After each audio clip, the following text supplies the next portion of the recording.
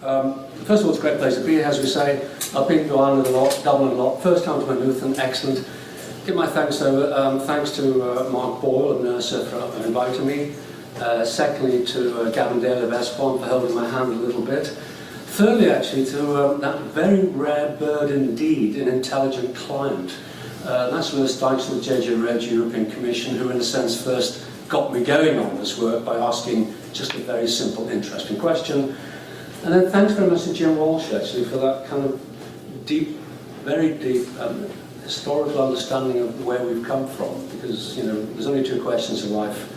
The first is how do we get to here, the second where we're going next. And I think how we got to here is terribly important. So I valued that enormously. I felt a bit humbling in the light of all of that. Anyway, the trouble is it's a long talk and a short speech, and you always think, well, is it relevant? Does it matter? I mean, I did this a couple of years ago. Will it work in Maynooth today? In fact, when I heard the minister, I thought, actually, I'm a little bit on the money here, because, as we all know, there's nothing new under the sun. We just go back to the future. The kind of debates we're having now are the kind of debates that us grown-ups have been having for quite a long time. You know, two-speed, balanced, sustainable, regional, all those kind of things. And I suspect what was talking about, partly for Lewis on the Espon second-tier cities, is really the kind of relationship between what I call territory, governance and economy and performance, and that's what we're all struggling with. Okay, so I've called it that. Why invest outside of Dublin? 5 questions really. What have I done on cities and economic growth generally? What did we actually do on second-tier cities in Europe? What are the key messages about urban performance, or city-region performance, we should now call it? What are the key messages on urban policy? And of course, so what for you lot? What are the messages for Ireland? And because Cork was in Australia, I'll give you a little bit on that. What have I done? I did Stay at the English Cities for John Prez and David Miliband. This is the stuff on credit crunch and recession, the stuff we've just been through. That's a piece I did for Core Cities on No Cities, No Civilization, sort of saying that city regions really, really matter. Whatever the problems, they really, really matter. We don't have successful cities, we don't have successful nations. That's a piece of big work I've just done on what's the impact of the crisis been upon UK city regions domestically and globally. But in a way, what I'm going to focus on today is that second-tier cities in Europe, in an age of austerity, why invest beyond the capitals? And in a sense, that's why we're here today, as the economy begins to get going again from a very deep pit and in a very uneven way. What's the role of Dublin city region going to be? What's the driver of the Irish economy going to be? How's that going to be related to the rest of the country? All the things the Minister is saying he's going to be looking at looking forward. All the things that Jim has already told us you haven't quite got right in the past. So I think this is a very, very significant moment of opportunity for you. And I don't know the answer, I want just a few questions. It's the people in this room who have to work it all out. And I think if the Minister is as good as his word, and sometimes they are and sometimes they're not, I think, you know, he's really promised to do something about it, so let's hope.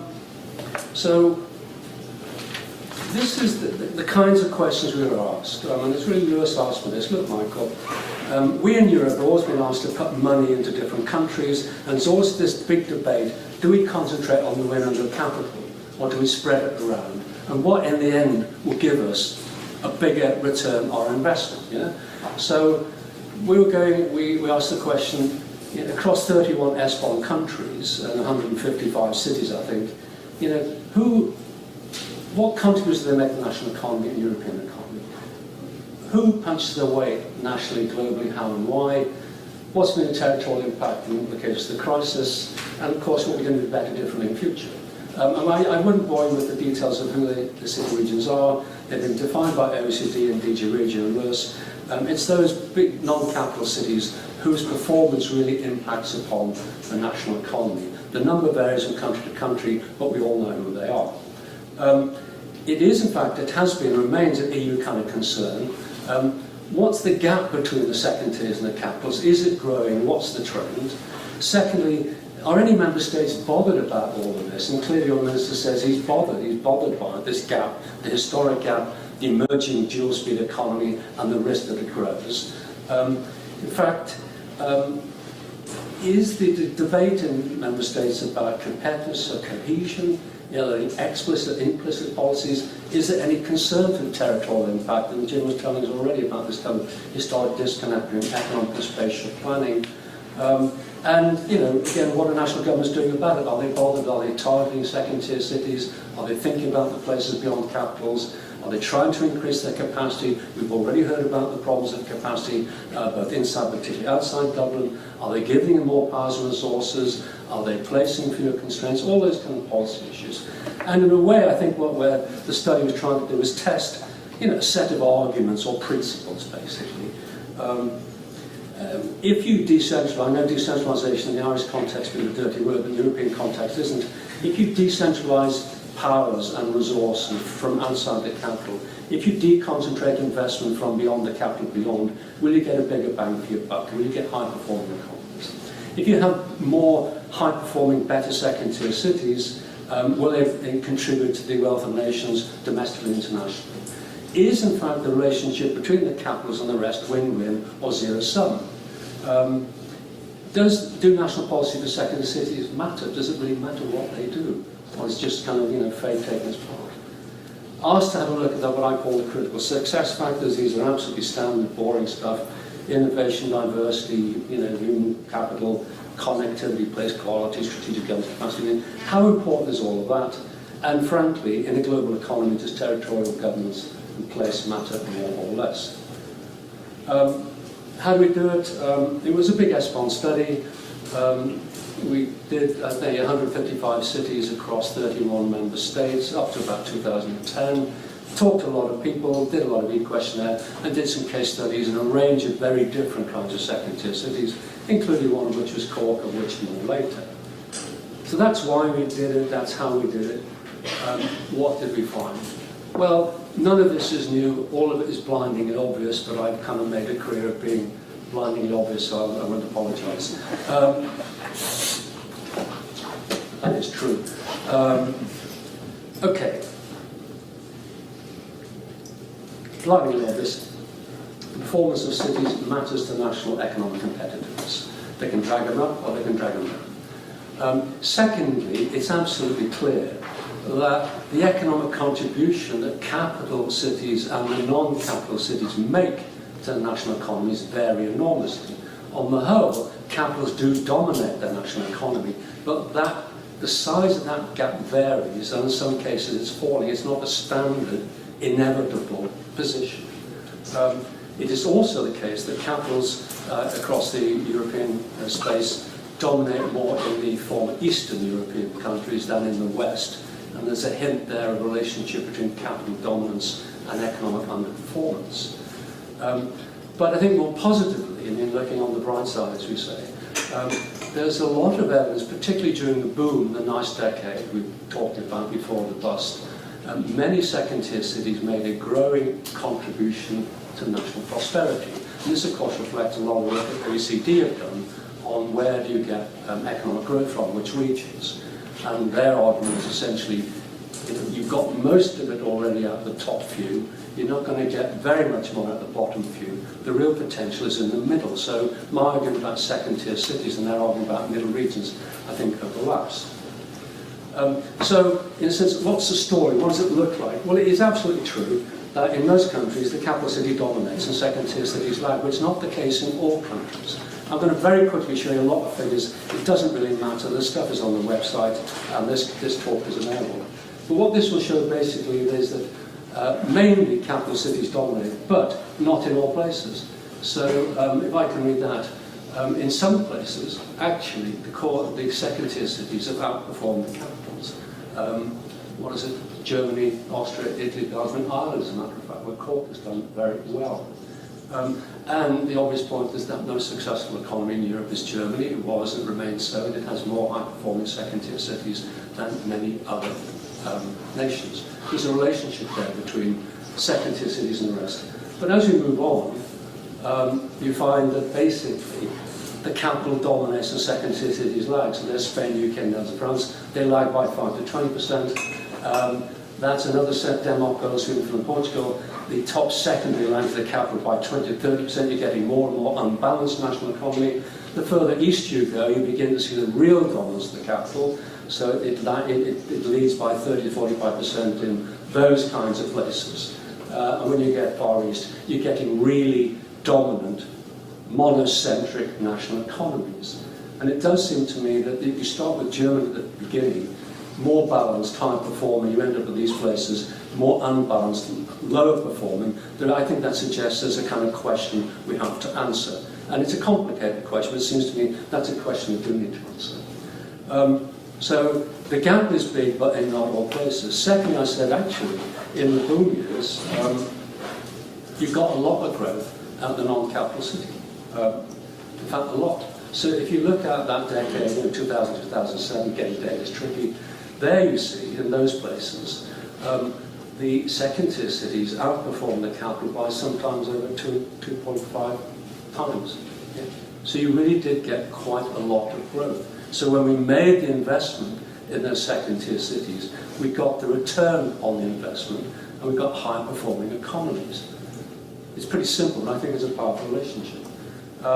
There's another set where you got growth. It wasn't as much as in the first lot, but nevertheless, I don't read them all out to you. You can see sometimes you're getting 1 to 2 times greater growth in the second tiers than in the capital.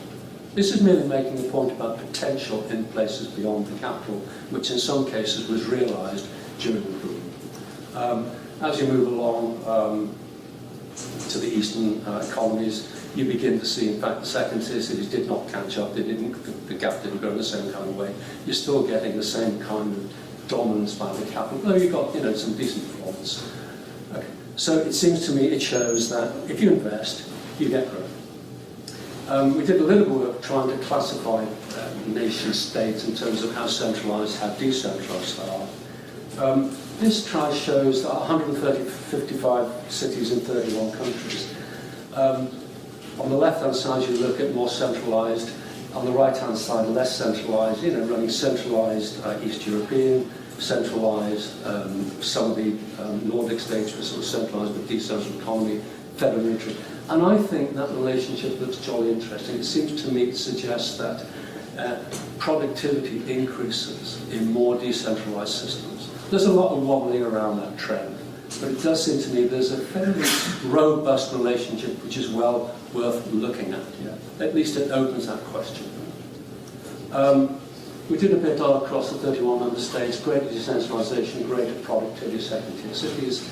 Again, that's the relationship. It's 2007, slightly old data now.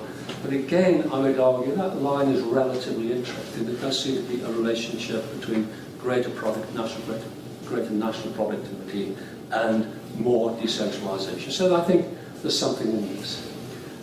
I think there's also something in the argument about the relationship between capitals and second-tier cities and regional equality or inequality.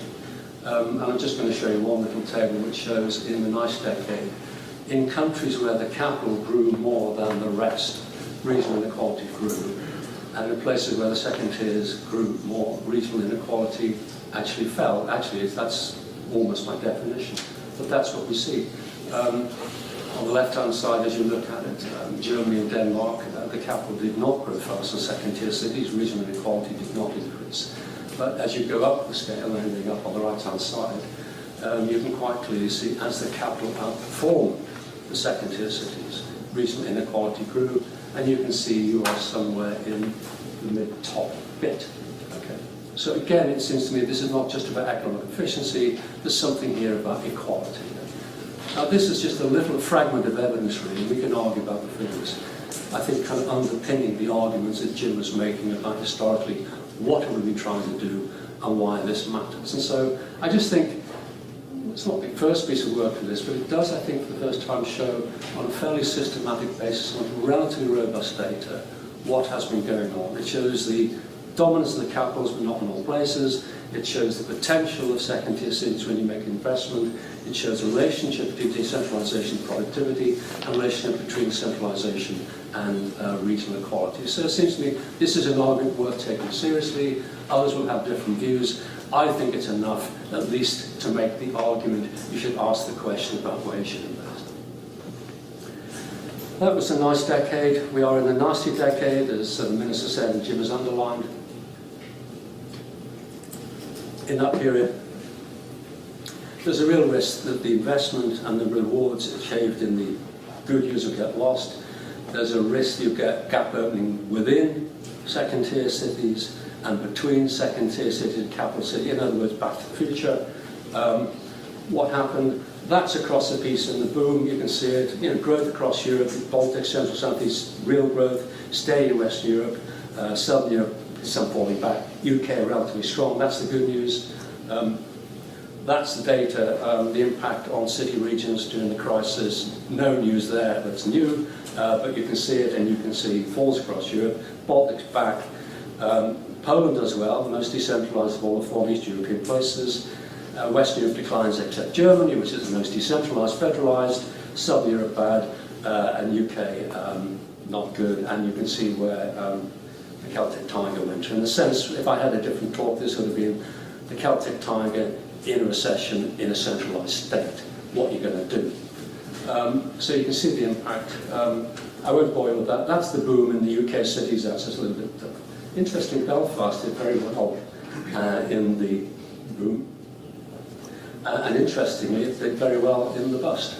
It's one of the advantages of having a lot of public expenditure, actually. But Cardiff did pretty well, and Liverpool did pretty well. What that table shows quite interestingly is in the bust, not all the second-tier cities went down. And so some of the investment we made in the good years has been sustained. I'm pleased to say that actually my dear city, Liverpool, which was Objective 1 and bottom league in a very long time, was the English city that was least badly affected by the recession. So there's evidence here that even in the bust, places have come along and it is sustainable. So we haven't entirely wasted our money making investments. So again, I think there's the argument about why would we invest outside the capital. Policy messages, I've got 7 minutes going to rattle through. Really, there's not much debate about this kind of thing.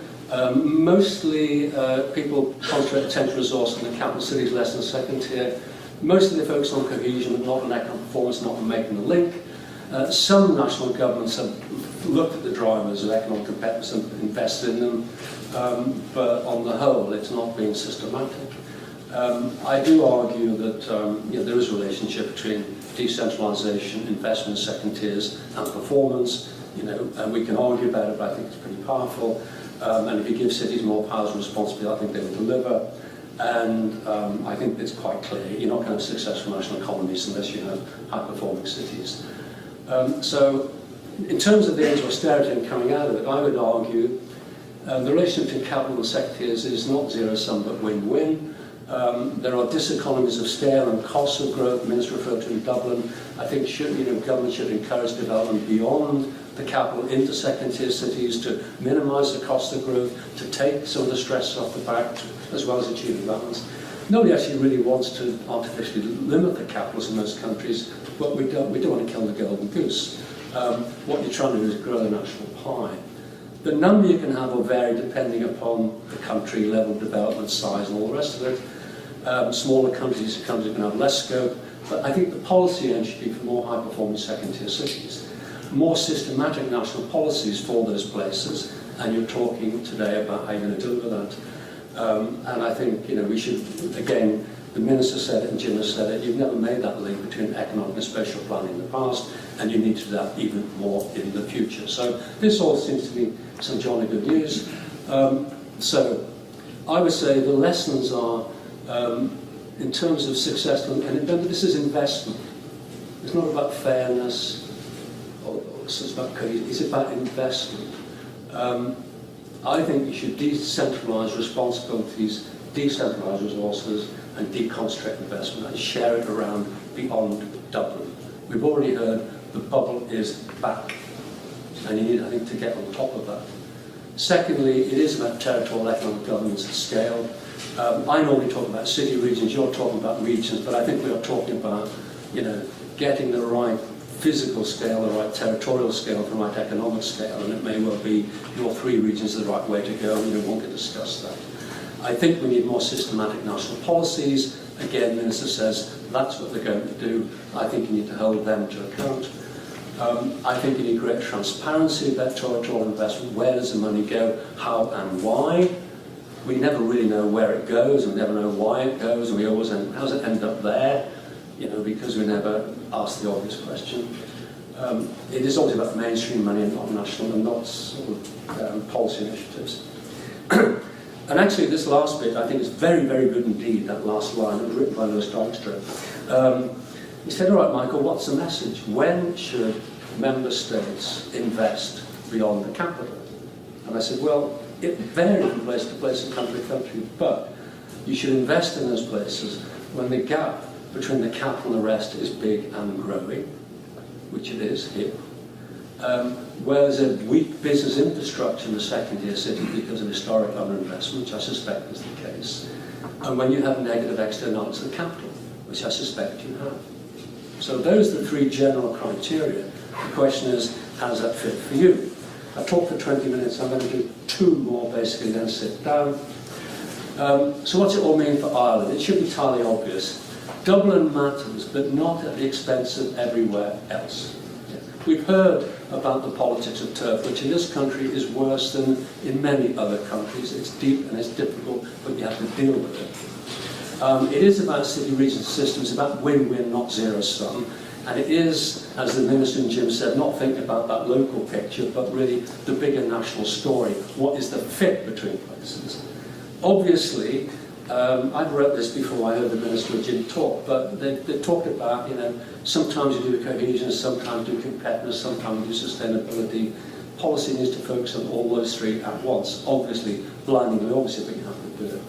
It ain't a quick fix. You need to learn, stick at it, you know, obvious. We've had, Jim, the historic perspective. You've been at it a long time, keep going. You need to learn from Europe and the global economy and recognise the global challenge. That very quickly shows the top 100 European cities and some data we have. Actually, Cork and Dublin are doing well, partly, I think, GDP because of the way FDI records their profits. But Cork does pretty well, and Dublin does pretty well. But in the main, the UK in the red lags enormously. I mean, we are lagging a long way behind the European context. And then if you look sort of more globally, some Brookings data about Latin America, Asia, all the rest of it. You find West UK is pretty far down. The most successful still, despite global growth, is still United States, and that's still one of the most decentralised, federalised systems. There's a relationship there. So those are some of the big messes for Ireland. So, in my final 2 or 3 minutes, Celtic tied to recession, that's what I said. Yes, you're the gateway to Europe, yes, you've got low corporation tax, and yes, you're highly educated, but you're over-centralised and underdeveloped. You've got a highly centralised system which is changing slowly. Government is dominant politically, economically, culturally. National policy is not well integrated. Localised planning, weak national planning, you've heard it. Tax-incentive physical development, and local authorities got few powers and resources. That's what I wrote up in the Cork study. The Minister said we're going to tackle all that, hold his feet to the fire. Let's just in Cork, let's not be miserable about it. Actually, it's one of the most successful small second-tier cities across Europe. Huge, I mean, economic drive southwest did well out of Europe, got a lot of FDI, really pretty balanced, high-value economy, well-educated workforce, strong third sector, Jim said, local planning matters. They play their hand well, they develop the place quality assets, good leadership, all those things. I think it's a success story, actually. So not just simply Dublin, which has done well. There's real evidence of what one can do under the right circumstances. And then finally, what does that mean? However, you've still got the dual economy in Cork, and that may grow with concentration of poverty. You still depend on FDI too much. You're still losing the city centre, suburbanising. There are still issues about connectivity in the crisis. You still don't have those economic linkages, which what Jim was talking about, that disconnect between space, territory and economy. And there's still, I think, some territorial governance deficits. However, when I put my pen down in Cork, I was optimistic, and I think you should be optimistic about what it means. I thought the messages from Cork were actually local leadership really matters. You can exploit the resources, they've done it very well. Secondly, they have used European resources very well. And I think it shows to me that already, and if you did it more, if you decentralise and deconcentrate, you would help your cities. So frankly, that's my few messages to you today. Thanks a lot.